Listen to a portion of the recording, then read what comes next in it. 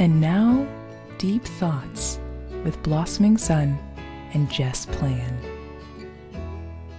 When people take off their shirt in zombie movies, it's to get people to stop thinking about them for their brains for a minute.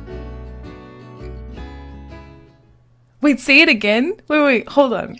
I was focused on okay, I love zombies too much. It was too distracting. Say it again. When people take off their shirt in zombie movies, it's to get people to stop thinking about them for their brains for a minute.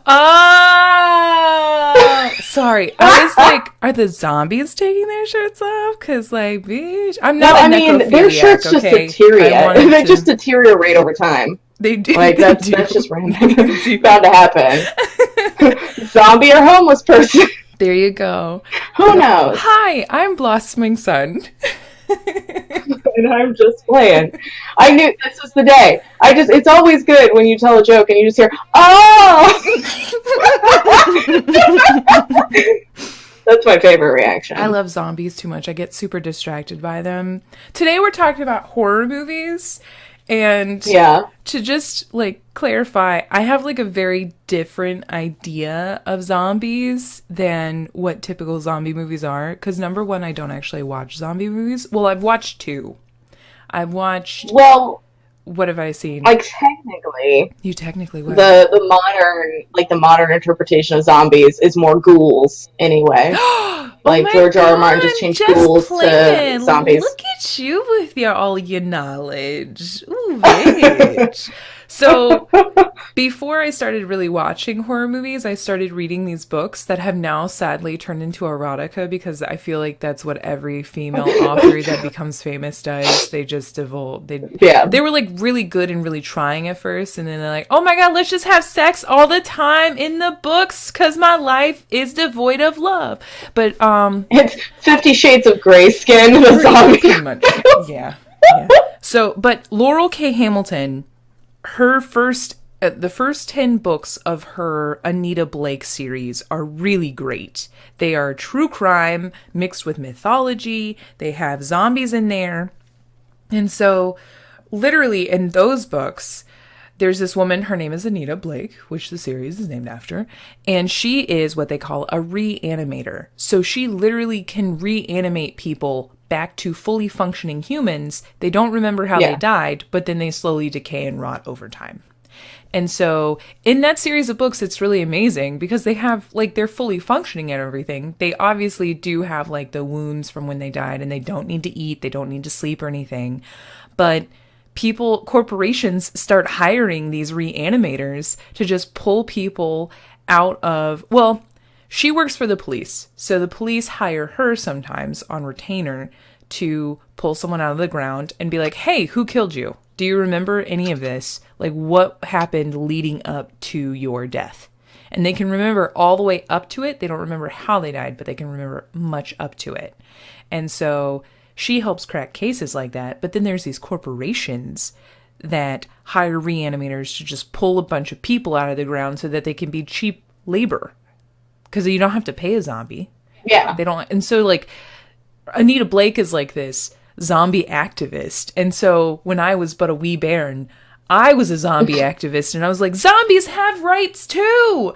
They're people just like you and I, even though they've passed on. You can't just use them as cheap labor. But then The Walking Dead came, and I was like, this isn't zombies. These are just sick people.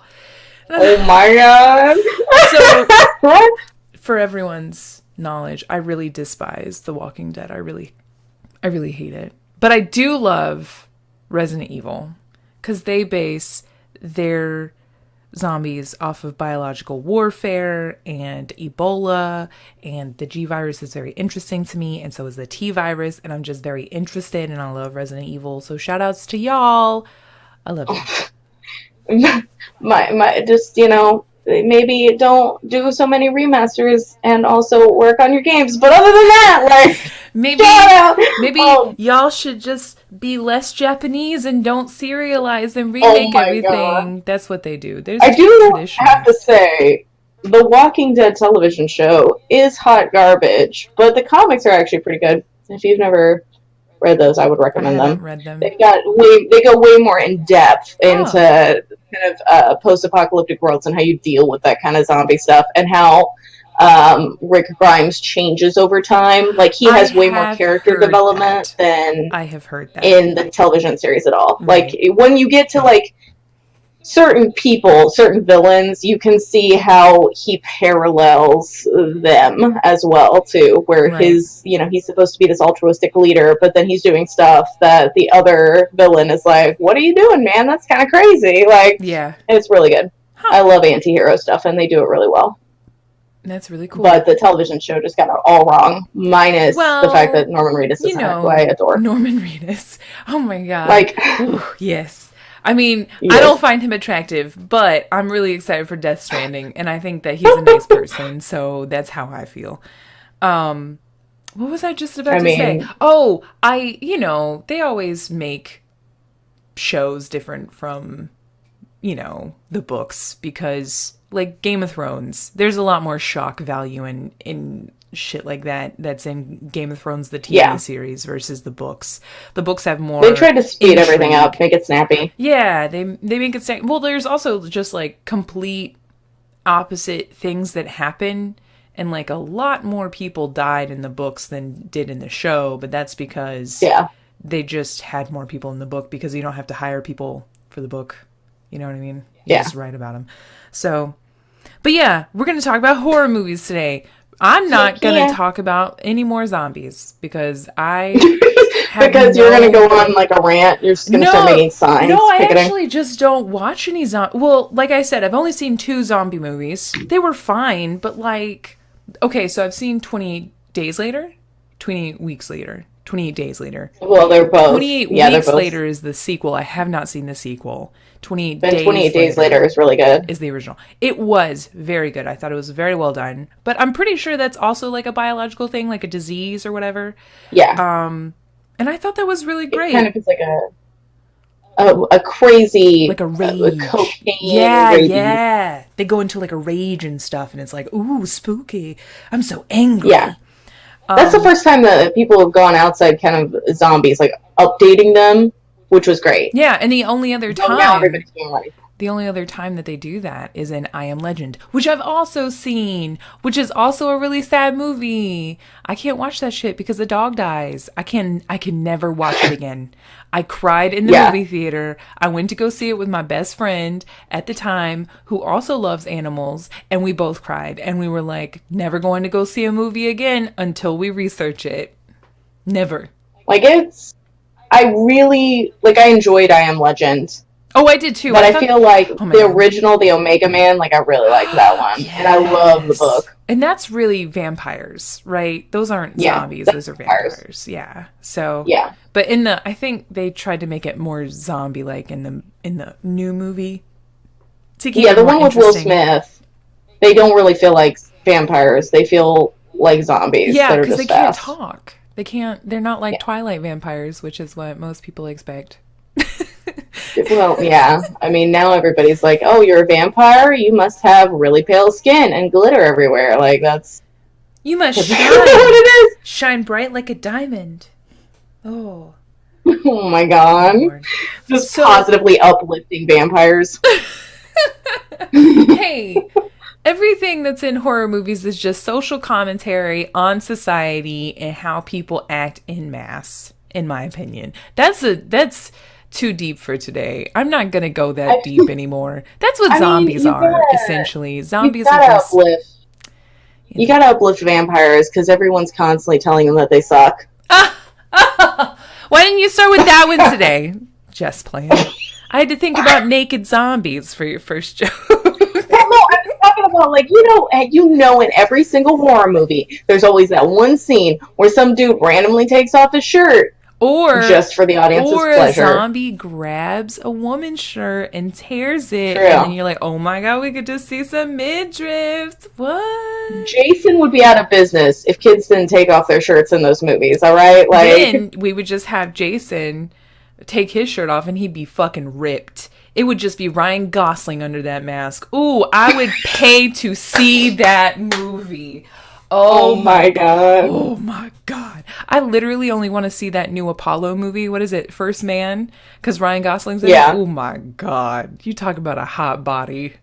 Ooh. Have you watched Nice Guys then, since you love Ryan Gosling so much? It's a good movie. I have not seen Nice Guys. Is that where... You should. Who... Is that a comedy? There's 70s Detectives. Okay. Yeah, yes, it's with Russell Crowe too. Yep, I remember now. Yeah, the last thing that I saw with Ryan Gosling in it was La La Land, and it was fine.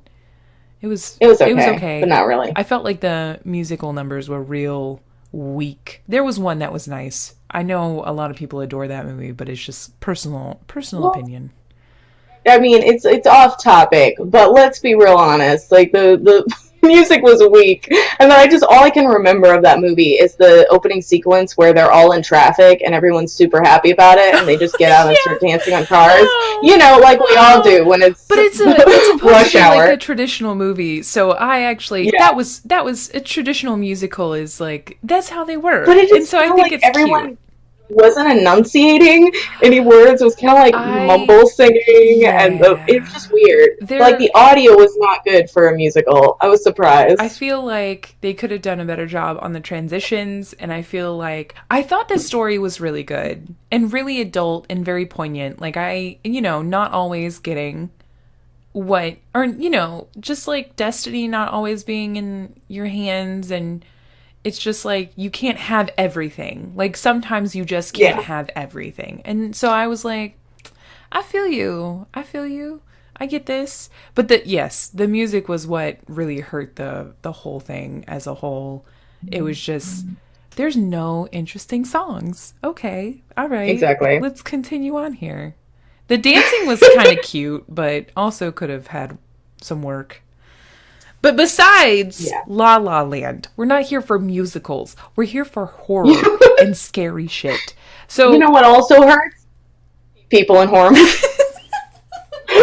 Bring it back.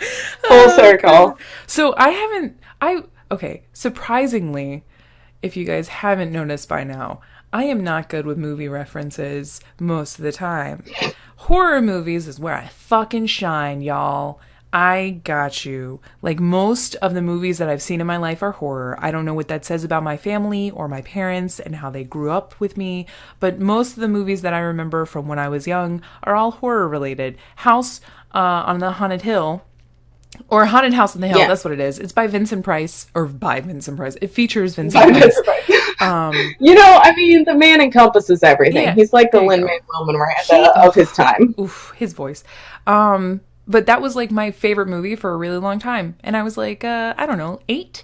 That's a weird movie to have as your favorite movie for a really long time. And now my favorite movie is Vertigo, which just mind fucks all the time. Like Hitchcock is great at doing that. Oh my god, I just love Hitchcock. I love his movies. I love everything about him. He chose great actors. I have expressed how much I love James Stewart. But not just James Stewart, Ingrid Bergman. She's amazing. Just like everyone. Grace Kelly. Yeah. Grace Kelly. Ooh. I just... everyone is so great. So how about you share with me your favorite movies? Because maybe you have some that I haven't even seen. And then I'll share my favorite movies that are quote-unquote horror. And then we can talk about scenes and stuff too. Yeah. So basically, I started watching horror movies when I was a teenager. My family didn't really like horror movies, so I didn't really grow up with them. And when I was a kid, horror actually kind of scared me. Aww. I once bought the original Resident Evil because I was at a Funko land, and the kid in front of me had defeated all the zombies. So then I thought it was just a house simulator, the house flipper of its time. So I was wandering around like, oh, you get to explore this mansion. It's so pretty. And I asked my dad to get it. And he's like, are you sure? And I was like, yeah. And then I got terrified the first time the zombies popped out. And I didn't play it until years and years later. So Tiny Jess was definitely a pussy. I'm going to say that. I think horror games are much scarier than horror movies. In my teenage years, I discovered a weird love of horror. I would watch them at night, and it would help with my anxiety, which is apparently a thing. Yeah, like some people enjoy that. How I guess it's So like anxiety. You watch it. it focuses your anxiety. Yeah, there So you you've go. got things that are happening, or maybe it's supernatural creatures. Or... Maybe it's tiring your brain out by giving Yeah. you things to be anxious about, so that when you go to sleep, you're like, oh, I'm already so tired. There's no like energy left for being anxious. Or maybe it's just like you're not going to go to bed alone because Freddy Krueger's always with you. Yeah, there so you go. it's just, you never have to worry about it. Yeah. You never have to worry about going to bed with someone clearer than him. But anyway, my top horror movie, and this is going to be like, not a lot of people like it, but I actually really, really love Saw. One of my favorites. Oh my god! Oh, I wrote that down. Oh, Jess. It's not like my top one, but it is so good. I love, like, all the way up to Lee Winnell's just Saw such a good 4, writer. All the way up to Saw 4, I really enjoyed them. Like, I enjoy the learning. I love the metaphors, because everything is set up for that person to understand, like, they should get it before their own issues. Yeah, it's absolutely exactly. It's just so good. Oh man, like we have something in common, Jess. It's so beautiful. Oh. We just found this out today. It's a good thing we decided to randomly do this podcast together. Basically, anything in common. But it's one of those things. I absolutely love them. The thing is, I can see why you stop at 4, because at 4, that's when they start switching directors up, and you lose after 3 Lee Winnell, who was kind of the powerhouse behind that whole thing. Yeah. Because like 4 has some beautiful edits in it too, but 6 is okay-ish. Saw 3 is like, so good. Ooh. It's so good, and I liked. A lot of people point out the fact that it's torture porn, which there is a lot of. There is a lot of torture in it, but I don't think that it's. To me, torture porn is more hostile. There is literally no reason for the torture. Right. It just is existing. Absolutely, in the film that's what I was your enjoyment. Say. Yeah, this is like. Jigsaw is literally trying to make you realize that you have some real deep issues and shit that you need to work through. Yeah. And actually, the progressive amount of violence up to 3, and not after that movies. I don't want to give away any. I mean, it's been years, but I don't want to give away any spoilers. Yeah. But there's a reason why the violence gets progressively worse and worse, because there are different people and there are other situations. Yeah. So if you watch the films, for sure. There's actually reasons for all of it. They're really, really good. They're really good. It's a good trilogy. Like, Lee Winnell is fucking amazing at doing trilogies. Like, the Insidious trilogy is really good too. Oh, I haven't seen those. Really see, I'm not okay. We'll get into this later, but I don't get Saw is something that could actually happen, right? Yeah. Because it's like a person doing this and it's not supernatural.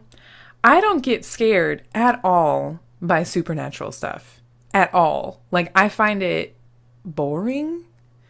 And so when people get scared at it, I'm like, you do realize this is literally a fake film about fake things, right? You do know that.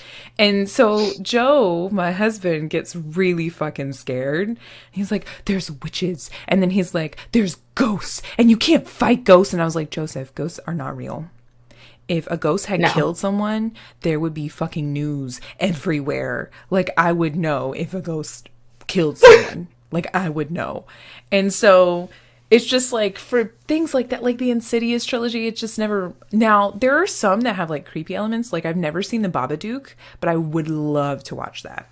I've heard the Babadook is really good. Yeah. It's basically, if you approach it from a standpoint of it almost being a metaphor for mental illness, it's really fascinating. I might have to. But I wouldn't say it's scary, because I also agree. Like, supernatural stuff is not really my cup of tea. I wouldn't have watched the Insidious stuff if it wasn't for the fact that Lee Winnell wrote it. Oh, really? So I was, like, at the theater. Like, I was just like, hey, let's do this, baby. Like, I really love his stuff. I just really love Lee Winnell, and then no one else is there. I do. They don't give a shit. They're just like, we're here for Slenderman. It was pretty dead. Okay. It was pretty dead. I was like, all right, then, I see how it is. But it's one of those things where it's really interesting how he weaves the tale through 3 films. Yeah. So it's like you've got stuff that's happening in the first movie that doesn't make sense is like explained in the third movie. I love that kind of stuff. Bitch, I love that kind of shit too. Oh my god. Yeah, Okay. arcs and like where someone has clearly sat down and goes, okay, here's my story. So there's a beginning, a middle, and an end, and I'm gonna actually like bridge this. And you don't have those movies like with the Pirates of the Caribbean series where it's like, here's this filler film to get us from 1 to 3. Yeah. No, like I don't like filler movies. So every single one of the Saw trilogy and every single one of the Insidious trilogy, you've got like, okay, this all makes sense. Yep. The fourth one's good too, but that's so fucking I love it. What's weird is I was going to do Saw, right? I was like, that's going to be my top one. Okay. And then I got on my Facebook, and my Facebook memory for the day was a joke I wrote when I was in, like, college. And it said, I was watching Footloose the other day, and I realized something. Footloose, everybody cut Footloose is also how Saw ends. Oh, my God. Oh, no, I was like, that's terrible. What is wrong with you? Like, no wonder you're just like, I was just screaming jokes into the void. That was what my face was. But my second one is definitely You're Next. I absolutely love You're Next. I have never heard I think it's freaking amazing. So it's more on the smaller horror movie side. Okay. But it's about the Davisons, who's like this upper class family. They're extremely wealthy. And this guy who's played by AJ Bowen and his girlfriend basically go back for the weekend for like a reunion. Okay. And they start getting slowly murdered by these masked individuals that come in. And it's really, really good. It's a home invasion horror style movie. Oh, so it's like the good version of The Strangers? Bitch. Yes. I don't like The Strangers. Except for that, like... I got so angry at that fucking movie because the only good part was in the fucking trailer. Spoiler alert, no one go see the Strangers movies. Don't watch any of them. I think there's 3 now because people are dumb. Because I know for a fact the only reason why they created the second one or whatever is because The Purge was so, like... It created, like, this revival of mask horror, you know, with, like, people in masks. So I will watch Your Next. I will not watch the second Strangers movie because so disappointing. I heard from a friend it's terrible. I heard from a friend it's even worse than the original, if you can imagine that. I was just like, I'm not even going to bother. In the theater. I was so excited for that movie, and then we're watching it, and I literally fell asleep. So... I have to ask, because I don't remember the trailers very much. Is it is the scene you're referring to, because the only one that I liked in that movie was essentially they ask why they're there, and they're like, oh, because you're home? No. Or because you were here? The best part to me, which I thought was really fucking cool, is the people are just, like, hanging out in their living room, and you can see part of their kitchen, and then the guy is literally just, like, walking out. Oh, yeah. Okay, yeah. And you're like, oh, holy shit, he's right there. And he's so silent, but you can hear everything, like, normal. Like, you can hear the TV and you can hear them talking. And they're just being normal. And, like, that's my worst fucking nightmare, Jess. Like, I'm not even joking you. I literally have nightmares that people live inside my home when I'm not here. Or they also live here. Yeah, that's true. We've talked about that. Because my attic is fucking huge. I never go up there. I don't know what's up there. People could be living there, for all I know. I just have read so many news articles where people live in other people's attics because they're homeless or whatever. And I know that it's unrealistic because no one has ever been inside this house. Like... We lock it every time. We don't leave it unlocked. We lock the front door immediately as soon as people come in. We lock the back door all the time. We even have a service door that we lock, even though it's unnecessary. You're like shuttering the windows. It's just, well, I don't shutter the windows, but those are all locked too. It's just like a very irrational thing because I think someone's living here and I don't know it. But that movie was boring as shit. I should watch it again whenever I feel anxious. From 2 people who have escape routes out of their home. Like, this is like, we should definitely be terrified by a home invasion story. For sure. And I just did not care. No, I did not care either. I fell asleep. Oh, I was like, I could kill these 3. Like, literally. But, it was just very disappointing. I do agree that maybe the part you mentioned was also a little spooky just because they were like, just because we can or whatever. But... Yeah. Yeah, it was just really shitty. Like But your it was next like, is oh, that's apparently really good, good. so it's like actually Yes. spooky. I enjoy it. Well, I wouldn't say it's spooky because I don't get spooked very easily, Okay. but it's definitely well done. And there's this one scene that's particularly just, it's the shooting of it is just amazing. I really enjoy it.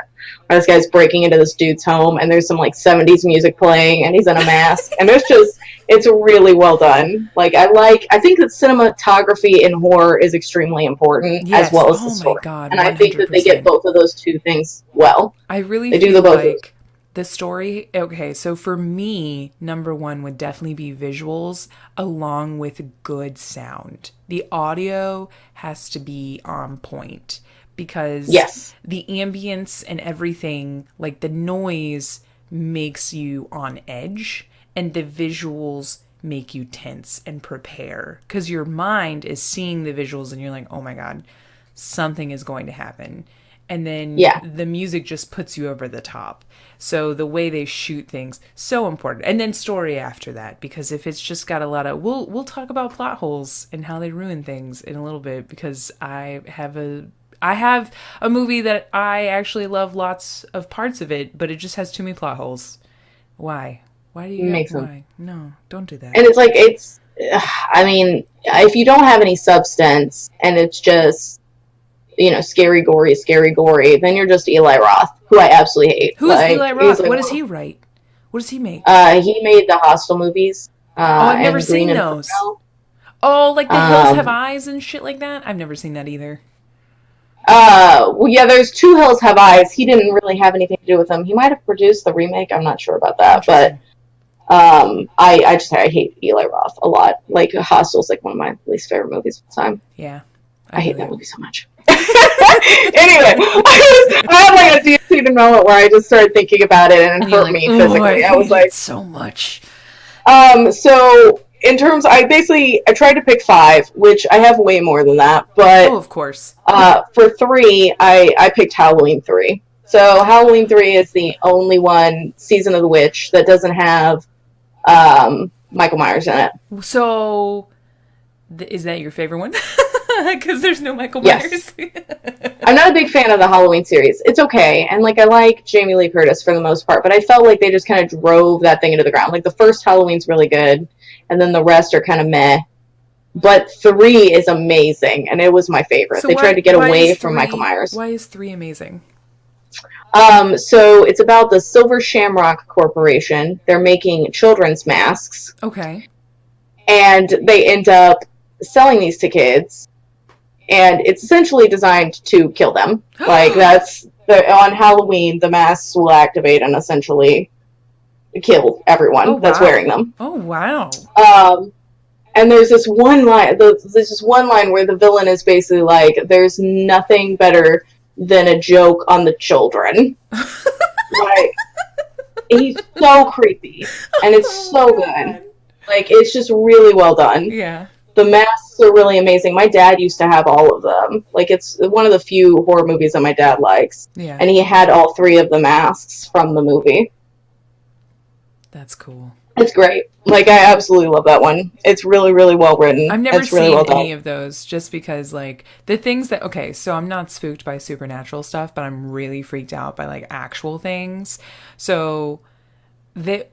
having a serial killer, obviously, as I don't know if they had planned on Michael Myers always being magical and mystical, but maybe they just did that to make more movies. But the thought of having a serial killer come and kill me, that's not cool. I don't want that. So I stay away from things that could actually happen. Now I'm kind of a little obsessed with documentaries about things. I'm really curious to watch the Ted Bundy thing. It's real good. I know. Oh my god, I've already seen one about Charles Manson, but I'm really curious about those sorts of things now, and it's just interesting to see their backstory and see why they became so fucked up. Just because I also like to see the symptoms and the signs of people that might be serial killers, so that I can stay away from them. Yeah, behavioral psychology is what fascinates me. Yes. That's why I end up reading about that all the time. Which, if you're curious, if you've watched a documentary about Charles Manson, Yeah. there's actually a book called Manson: The Life and Times of Charles Manson by Jeff Gwynne. It's real good. I might Like, have to it's real check that good. out. It's an interesting look at, like, the history of the area that he was in California, Yeah. as well as the man. So you can kind of see how societal influences helped make him the cult leader that he was. It's interesting because it takes everything into consideration instead of just looking at the person, which I also feel like the Ted Bundy tapes do as well on Netflix. Because you kind of have to not just focus on the dude, you also have to kind of focus on the times. Right. Because it's like, Ted Bundy was like taking planes and trains and automobiles to like different places, and it's like you couldn't do that these days. Oh, for sure. Yeah. But yeah, so we talked, my fourth is Scream. I love Scream, Your fourth the first is one. Scream? Oh, that one's fine. Drew Barrymore is fine. The main thing is, I like the fact that it like the other ones are shit. Like 2 on, I don't like at all. But the first one is very good. I think that it turns a lot of like horror tropes on its head, and I really enjoy the one thing where he goes to basically movies don't create psychos, they just make psychos more creative. Yeah. I'm like, it's really well written, but the rest are not good. And my fifth is Tucker and Dale versus Evil, which is just an amazing movie. I have heard very good things about that movie, and so many people have told me to watch it. So it's kind of a horror comedy.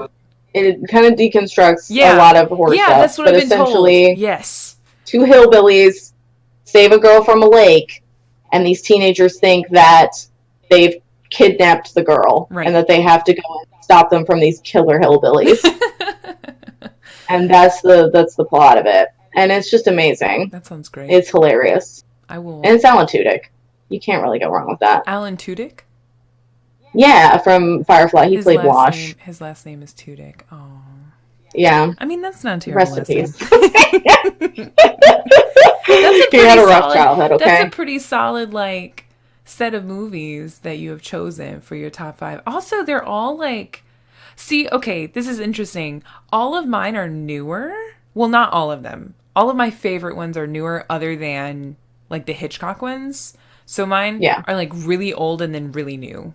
And I think it's because... Well, we'll see if you've watched any of them. How about that? We'll see if you've watched any of them. And then you'll probably also find out that I have not a fetish. I'm not going to call it a fetish. I just have a thing that I like. You just, that sounds like a fetish. Like the way that you skirted the issue. Like, okay, all right. It just arouses it's just a me kink, further. Okay? Yes, it's a kink. It's not a fetish. So, number 1 is, well, okay.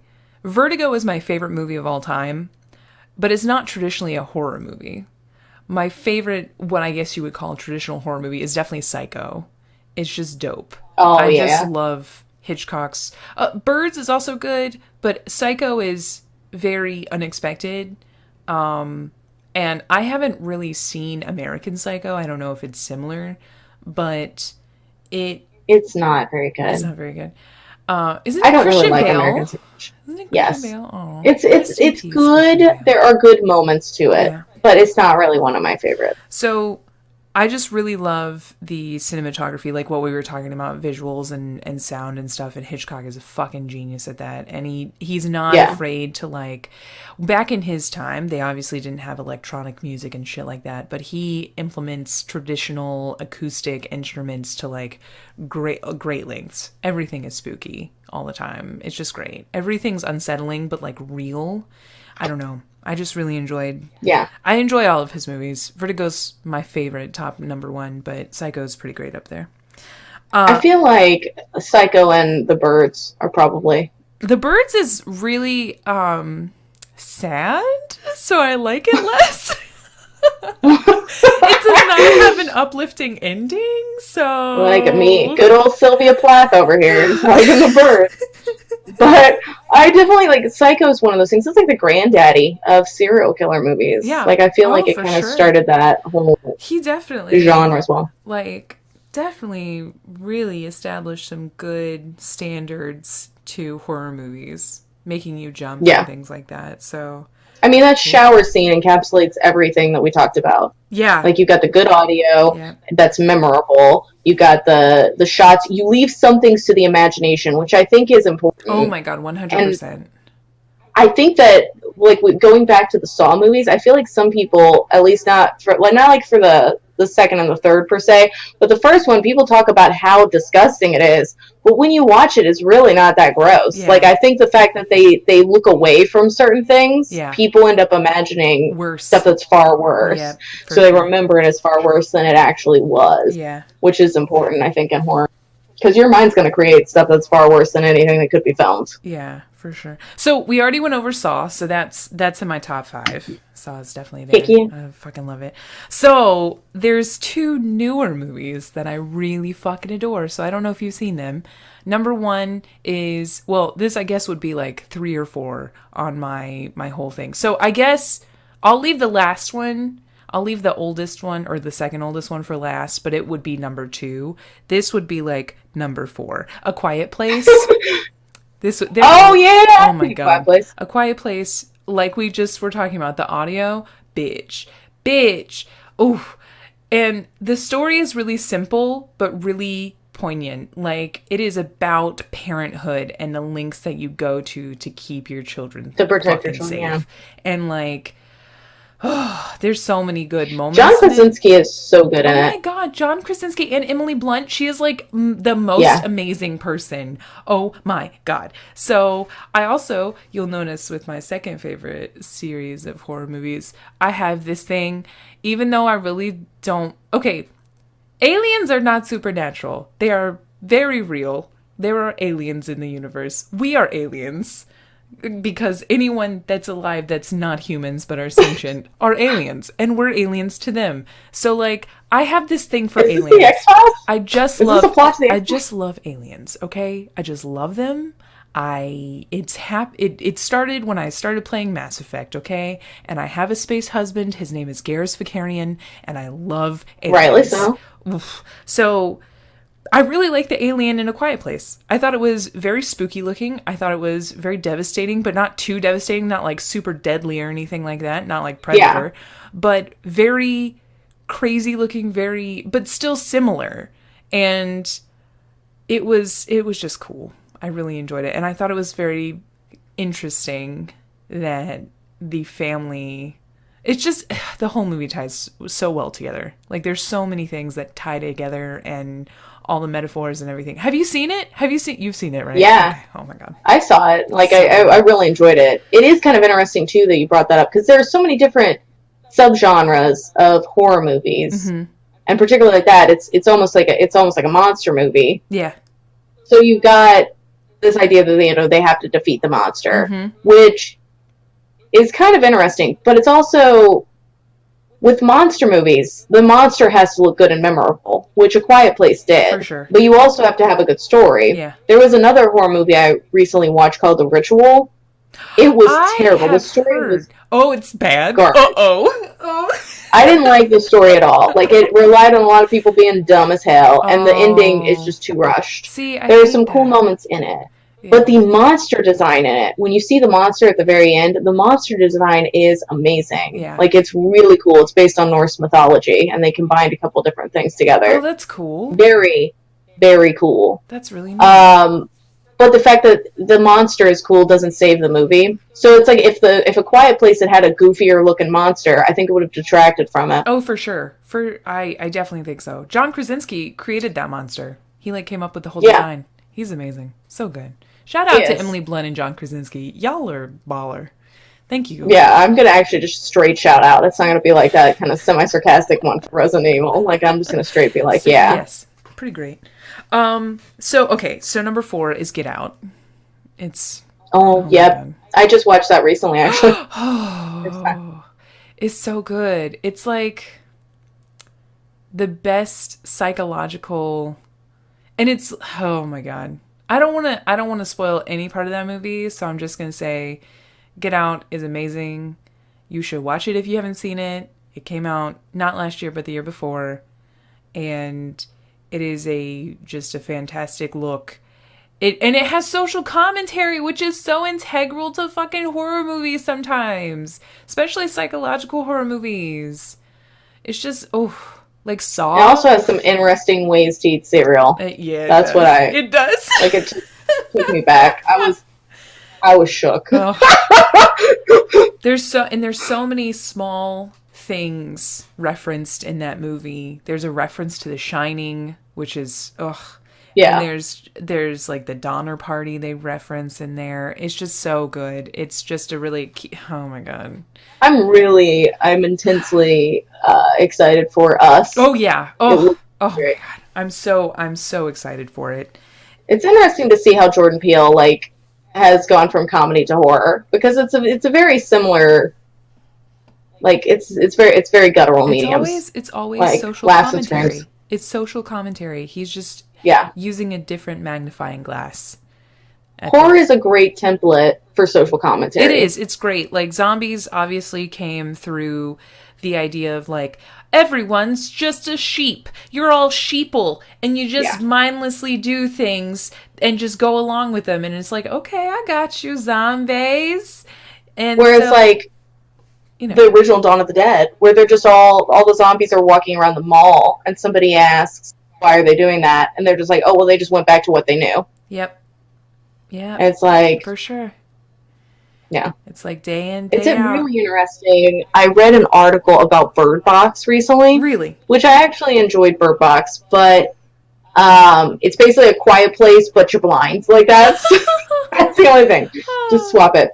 But it was talking about how the monster in Bird Box could be considered social media, and how we're just kind of isolated from everyone.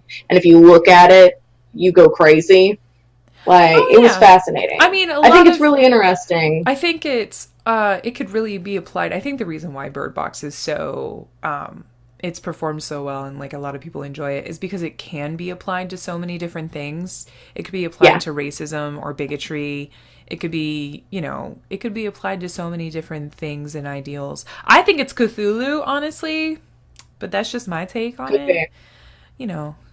Cthulhu is infinity in physical form, and so if you stare at it, you're gonna go batshit insane because you're just a human being and you can't actually comprehend infinity, or living for infinity, or existing for infinity.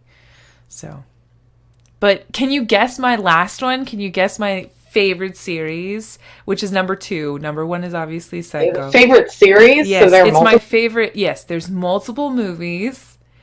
We have now Alien? Yes. Oh, I love aliens. So the Alien, the first movie, is actually not my favorite. Alien Resurrection is my favorite. Ooh, bitch. Sigourney Weaver is Bae. Oh my god. Which one? Okay, remind me which one is Resurrection, because the titles of the Alien movies always get muddled in my brain. Isn't it? And then you have Prometheus and shit like that, and you're like, I don't even know Alien Covenant. What are we even talking about? What? So Alien Resurrection is where the Queen comes back because I don't want to spoil. It's from the 80s. It's fine. Okay, just let me just quickly look it up. No. I will look it up. It's Sigourney Weaver has gives birth to the alien queen. Oh, I got you. All right. That's the first scene in the whole fucking movie. I don't know. I was like, oh, spoilers. It's the first fucking scene. In the whole movie. If you're not willing to sit through the first fucking scene, spoiler, So yeah, I really enjoy Aliens. I enjoy the alien the most, and Sigourney Weaver. I just really like the aspect of action and horror. It's dope. Also, it's always unexpected. There's little twists and turns, not huge mind fucks or anything like that. It's just a really great series. The music is legitimately the best. If you haven't heard the Alien Covenant soundtrack, it is a terrible movie, but the audio is out of this world, literally. It sounds alien. They put the actual alien noises into the music. Oh my god, it's so good. I just adore it. It's a thing. You know how some people just have it's because Garrus Vakarian, man. It's Garrus Vakarian all the way. I've also always loved the Alien movies. Alien was the first movie that I ever saw that I considered scary, because I was very, very young, and my best friend's parents were crazy and let us watch really scary movies. I watched that, and then I watched Pet Sematary, and I'm scared of Pet Sematary, but I'm not scared of Alien. Pet Sematary was spooky. Like, Also, I get sad when there's animal death, okay? I can't deal with it. It just overrides all my other emotions, and I get too sad I don't really for like. anything. I don't like movies where pets are needlessly harmed. It's actually why I really enjoy Jason Voorhees. Like, he's my favorite. Yeah. Like, the Friday the 13th series as a whole has some garbage moments. Garbage. Jason 6, Jason Lives, Yeah. is amazing because it Aw. makes fun of Jason. So you like and the then meta-ness Jason of it. X. Yeah, Jason X, where he's in space. Like, that one's hilarious as well. And really well done. I've never seen Friday the 13th movies. I've never seen I them. would recommend watching the first one because it's a classic. Yeah. The sixth one, which is basically he gets resurrected by a lightning bolt and comes back. Wow. But there's like this one scene where he's like walking into a campsite, and on the left-hand side there's a sign, and it's all of the things that he has basically. It's like self-reliance, perseverance, like all this stuff, and it's basically just mirrors what he's doing. Or there's like, he thinks that there's people boning in this cabin, and it's actually like a hamster and a wheel. It knows like where you think that this thing is going to happen because you've watched all the other movies, and then it turns it on its head. I like it a lot. Right. Jason X is also hilarious because it just knows that it's a Friday the 13th movie in space, and it just has fun with it. That's really But cool. there was a thing where Kane Hodder played Jason in some of the later movies, like Jason Takes Manhattan. The director in Jason Did you Takes just Manhattan. say Jason Takes Manhattan? Yeah, he goes to Manhattan. They and just he starts gave it all up, didn't they? They were just Yeah, they did it.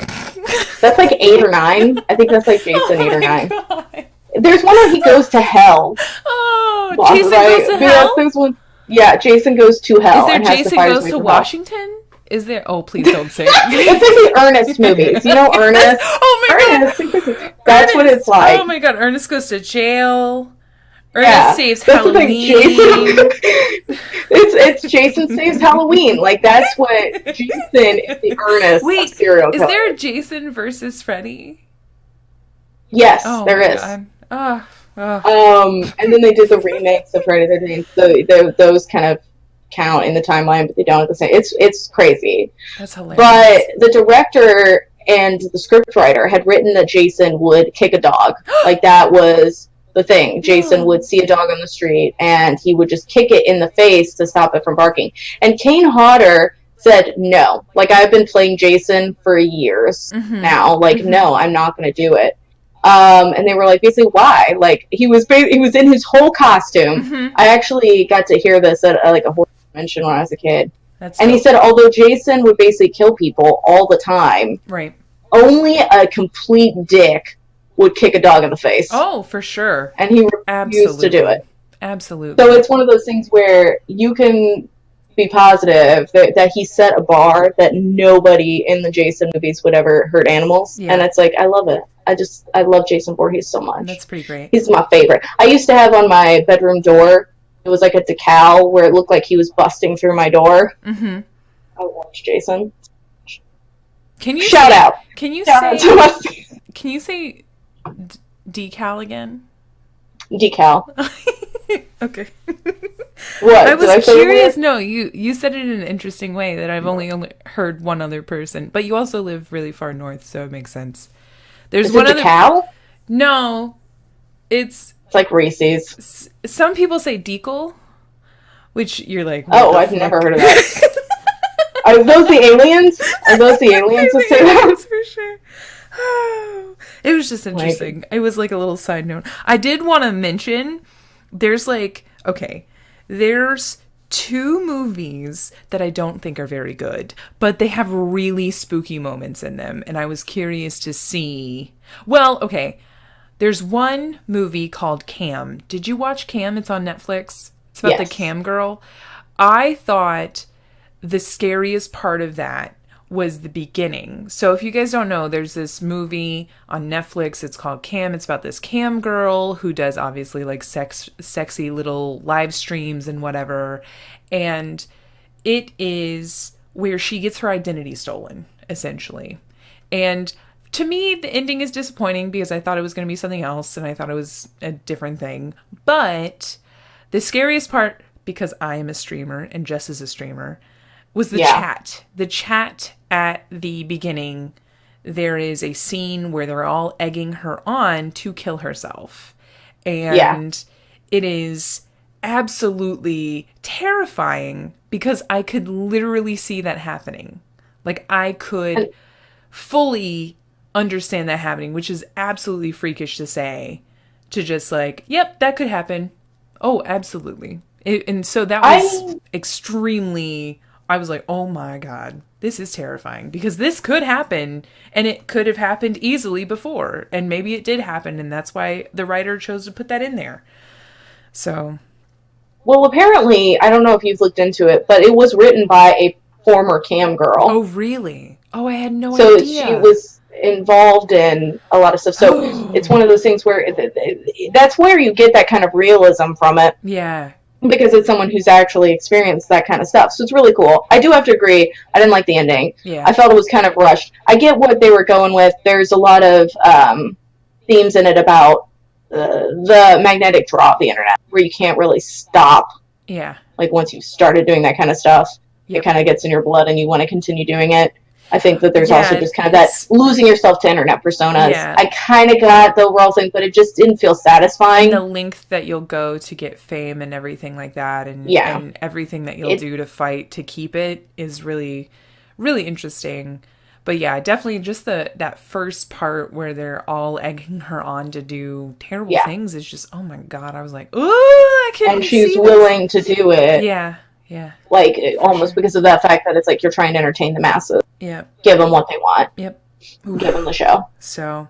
And it was well done, I think partly because of the fact that it's grounded in someone who knows what it's like. Streaming or what, like, online entertainment is like. Yeah, for sure. Because even, like, cam girls versus regular streaming, there's similarities across. Yeah. Oh, definitely. And I think that, you know, any sort of anonymity that's given to an online audience, you're going to have that weird, crazy shit happen. Oof, there's so many weird comments on certain YouTube videos, and I'm like, oh my God, how can you say that shit? But then I realized, like, oh, they're just faceless, and so that's why they're saying that, because they'd never say it in real life. The other thing, okay, have you seen Annihilation? I have not. This is a great thing to end on.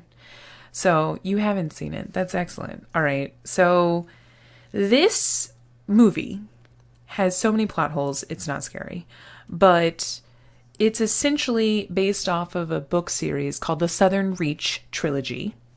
And the first one is called Annihilation. And it's where this meteor has landed, has crashed into a lighthouse and created like a force field type bubble around it, and then it begins to grow.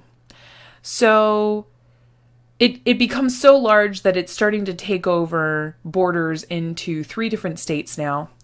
And there's teams and teams and teams of people sent in to try and figure out what the fuck is going on.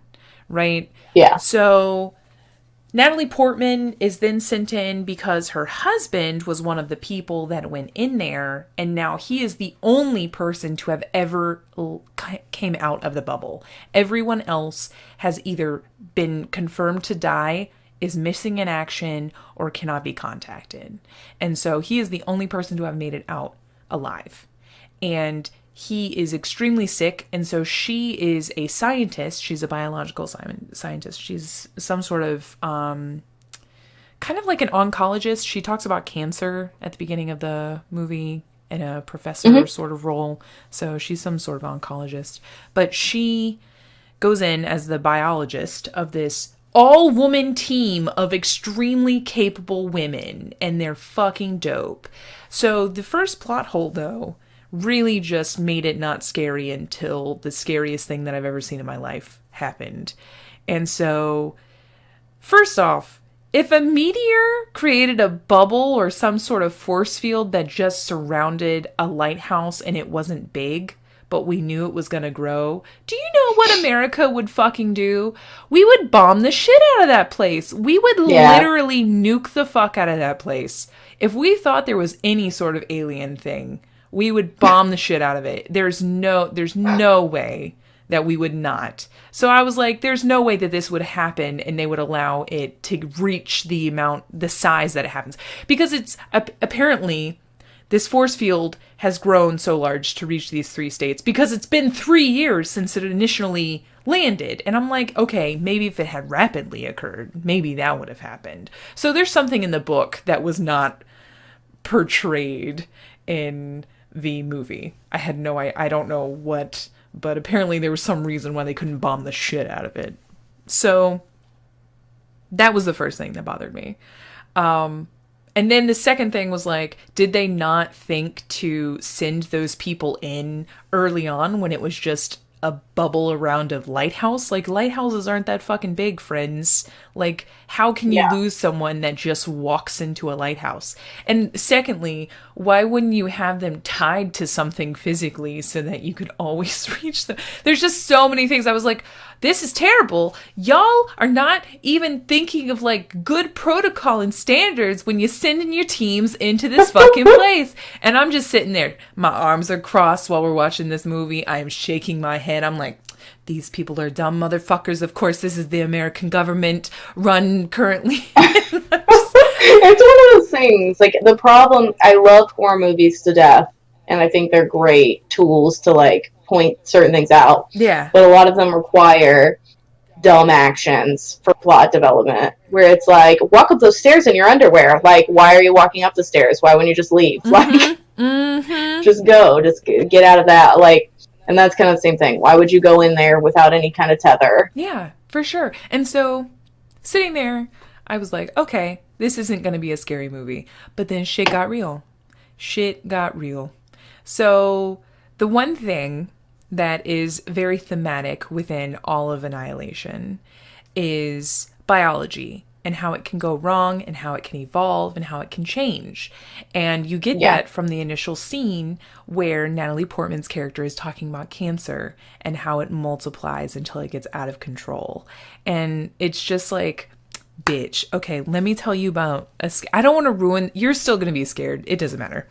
it's I can't instill in you how good the audio is and how fucking terrifying it is because you have to just see the scene. I'm not going to spoil what happens in the end or anything like that. Obviously, it's a series of movies, so if this one did, or it's a series of books, so if this one did well enough, they'll probably make a second and a third. They'll Hunger Games it. Yeah. So, there is a scene where the first person to die in the movie dies. And she gets taken rightfully so by a bear, and you do not see any of it. You just hear her scream, and she's gone. And that's it. Is it unbearable?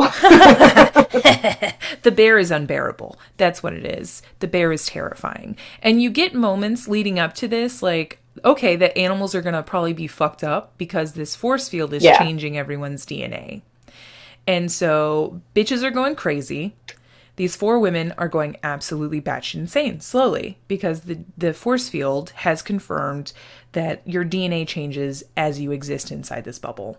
There's little inklings. You can see like the flowers have begun to evolve and they go from one type of... So like there will be a fern, and then the fern will have some leaves that are monocot and then some that are dicot. And so you'll see like maybe there's a fern, but it also is growing roses.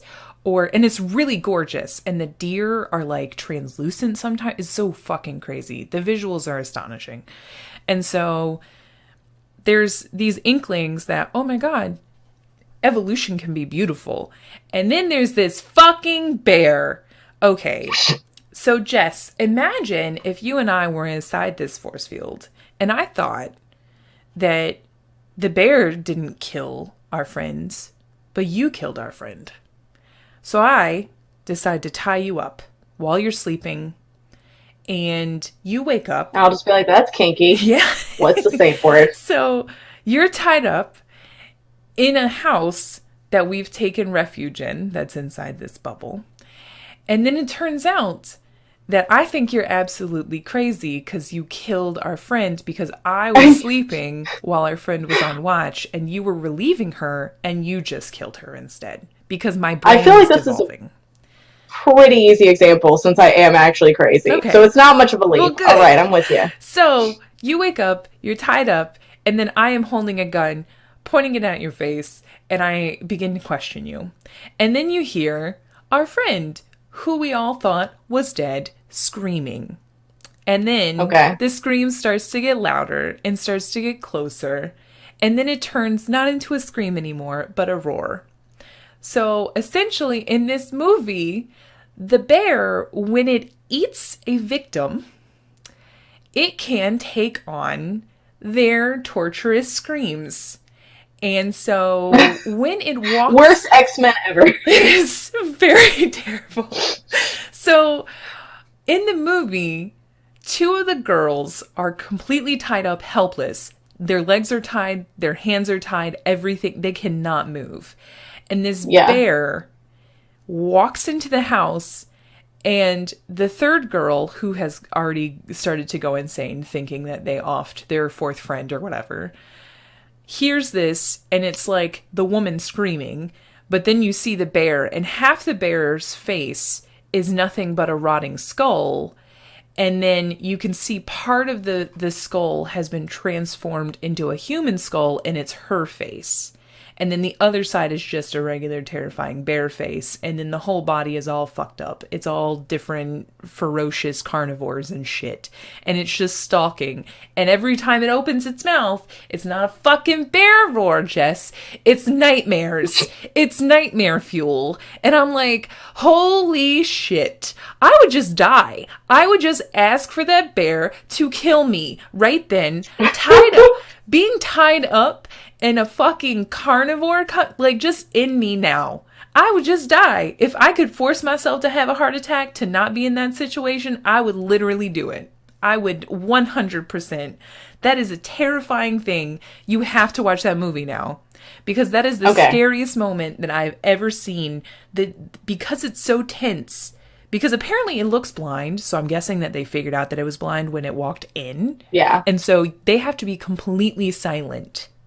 But the girl is standing there and she's going batshit crazy. And she just can't stay silent because she's like being driven insane by her friend's screams. Oh my God, it's so good. But it was terrifying. So I hope you watch it. I hope you enjoy it. I will. It's on my list of like definitely the end. Movies I need to check out. The end definitely the beginning with all the plot holes, because if you can get over that shit, if you can suspend your disbelief, it's good. It's really good. The ending is great. It's very interesting. It's very like, ooh, shit. And it's just like, I don't know, it's fucking cool. But it's just the first part where you're like, America would never allow this to happen. But I don't know, because now we have a Cheeto in charge, and maybe that shit could happen, so... Yeah, I'm surprised he's just not bombing lighthouses left and right. Just randomly. Like, what did they do? Yeah. So, do you have a scariest scene that you think is in a movie? Like, the absolute scariest thing you've seen? Not really. No? Strangely. Like, I don't really get scared by... That shit is nightmare fuel. These days. Now, if you wanted to ask Tiny Jess, I guess Danny DeVito and Batman Returns. That was scary. Like, him as the penguin, yeah, that was nightmarish. I couldn't watch It's Always Sunny in Philadelphia for a little bit, because I was just like, him with his little hands. You were just like, very uncomfortable. Yeah. Or like Jean-Claude Van Damme's Bloodsport. Like, where this little girl goes to the public restroom, and then she finds, like, a dead woman in the stall. I think that's Bloodsport. I have never watched a Jean-Claude Van Damme movie, because I heard that he was a woman beater. I heard that he beat a woman. I mean, I think he beats people equal opportunity beater from his movies. Oh. now I feel like it's just in the realm of sexualness. Equal opportunity beater. Oh. It's fine. I think that's great. But yeah, like, maybe those. Because, I mean, I certainly didn't go into a public restroom for a while. Like, but I don't know, like, there's never been anything in, like, a horror movie that's like, that is the scary... Yeah, for a long time. So I was a teenager. I didn't use public restrooms. Oh, I was and then fairly one day certain you I were was gonna just like, walk in. fuck this. My bladder was like, it wasn't really a mutual decision. It was just my bladder was like, well, we're getting over this fear today. Like, okay. Yeah. But no, I didn't go into public restrooms until I was a teenager because I was pretty positive that I'd walk in, there would be a dead woman in a stall, and then a giant, what I remembered as a chicken mascot, but it was actually a penguin, would come out and take me, and I would be gone forever. Oh. So that was probably the scariest. Yeah, there we go. That's pretty scary. That's pretty spooky. That freaked me out. But yeah, I hope you watch Annihilation and you get spooked by it. It's, now that I've prepared you, I feel better because I don't think that people should just fucking go into that movie not knowing that happened. Thank you. There's some other really crazy shit, some Geiger shit that goes on. Oh, I love Geiger. That's probably also why I love Alien. But yeah, I was about to be like, there's some Geiger shit that goes on too. It's very, now that I'm thinking about it, shit, bitch, what's wrong with me? It's fine. Just the walls look like vaginas. It's cool. I enjoy that, I guess. What is it, a Georgia O'Keeffe wallpaper? What? The walls look like vaginas? They do. I'm confused. It's like lined like a vagina. Well, I've never seen the inside of a vagina. I don't remember when I was born. But, I imagine that that's what the inside of a vagina looks like. You'll see when you watch the movie. I hope you enjoy it. That's good. I hope you... I'm excited. I'm going to write you and be like... You should write me. I was promised vagina. You'll agree. Not. I mean, it's not exactly like it, but it's very similar. What I imagine is very similar. You'd be like, all I could think of when you said Geiger shit, all I could think of was just a Geiger counter just clicking, like, it's a real Geiger shit.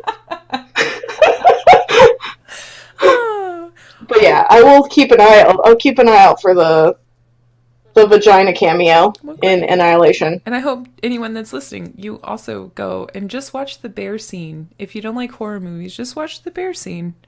Please enjoy it. For me, just be scared with me. I don't want those things to be real.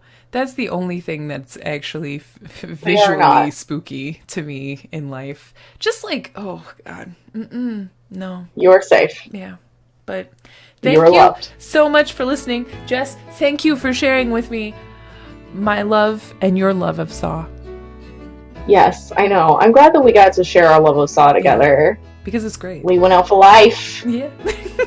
All right. Well, thanks for listening. Bye.